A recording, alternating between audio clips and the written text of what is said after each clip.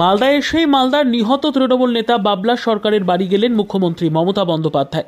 মালদায় হেলিকপ্টার থেকে নেমে গাড়িতে চেপে সোজা চলে যান মালদা শহরের মহানন্দা পল্লীতে নিহত তৃণমূল নেতা বাবলা সরকারের বাড়িতে।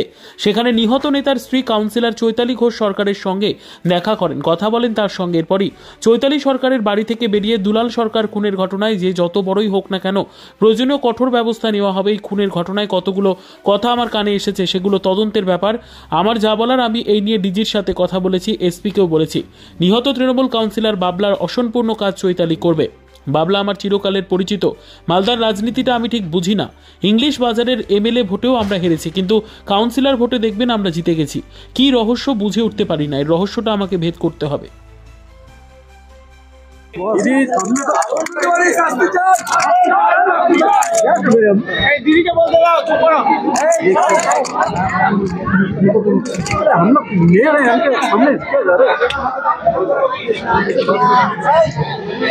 আমি এতক্ষণ এটা নিয়ে চৈতালির সাথে ডিটেলস আলোচনা করলাম, যার জন্য আপনারা দেখতে পাচ্ছেন যে আমার সাথে কেউ আসেনি, আমি একা এসেছি।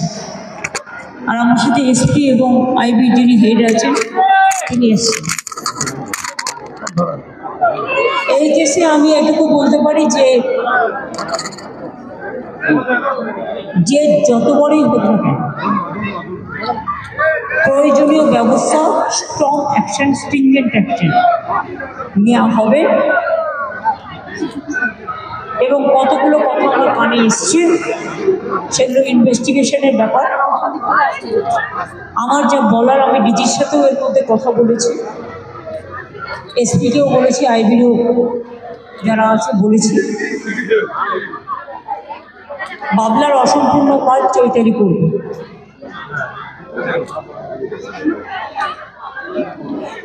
বাবলা আমার চিরকালের পরিচিত।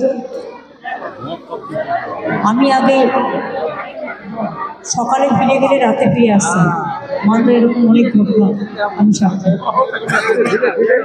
এবং ও আমাদের একটা নিরলস কর্মী ছিল এবং এলাকায় মানুষের কাছেও পপুলার ছিল। কিন্তু মালদার রাজনীতি আমি একটা বুঝি না। এমএলএ আমরা পাই না, এমপি আমরা পাই না, কিন্তু কাউন্সিলর ইলেকশনে, বিশেষ করে কর্পোরেশন ইলেকশনে কেউ কেউ জিতে যায়, কর্পোরেশনটা পায়, বাট এমপি এলে এমএলএ হয়। দুর্ভাগ্য এটা। এর মধ্যে কী রহস্য আছে, রহস্যটাকেও আমি জানি।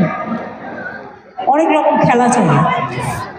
এই খেলা চললে এটা তো আলটিমেটলি মানুষের পক্ষে খারাপ। আমার এটুকুই বলার ছিল।